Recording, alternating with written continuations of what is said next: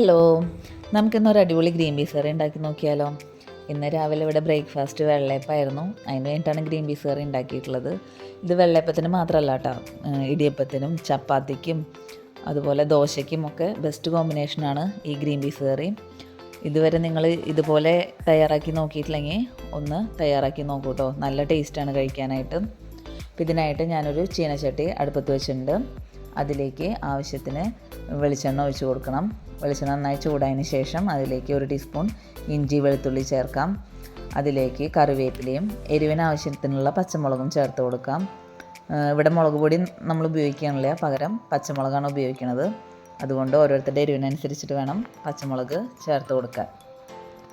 അതിനുശേഷം അതിലേക്ക് നമുക്ക് അരിഞ്ഞു വെച്ച തക്കാളിയും സബോളയും ചേർത്ത് കൊടുക്കാം.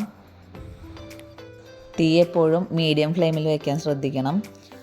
തക്കാളിയും സബോളയും ചേർത്ത് കൊടുത്ത് അത് നന്നായിട്ടൊന്ന് വാടിയതിന് ശേഷം നമുക്കതിലേക്ക് പൊടികൾ ചേർത്ത് കൊടുക്കാം. ഇവിടെ തക്കാളിയും സബോളയും നന്നായി വാടിയിട്ടുണ്ട്. നമുക്കതിലേക്ക് ഒരു 1/4 ടീസ്പൂൺ മഞ്ഞൾപ്പൊടി, 1 ടീസ്പൂൺ മല്ലിപ്പൊടി,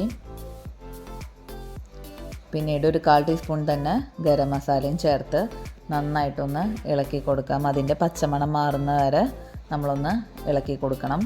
അതിനുശേഷം നമ്മൾ അതിലേക്ക് വേവിച്ച് വെച്ച ഗ്രീൻ പീസ് ചേർത്ത് കൊടുക്കാവുന്നതാണ്.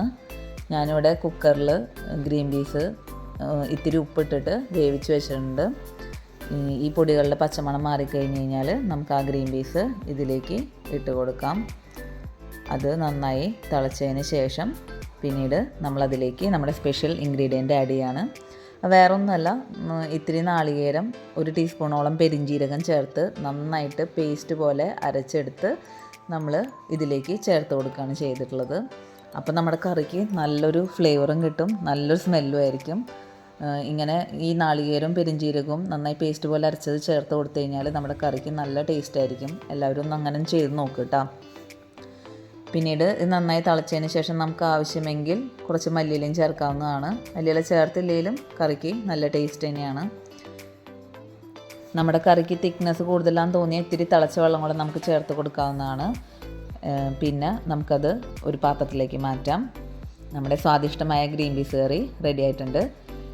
എല്ലാവരും ഇതുപോലെ ഒന്ന് ചെയ്ത് നോക്കിയിട്ട് നിങ്ങളുടെ കമൻ്റ് ഒന്ന് അറിയിക്കണേ.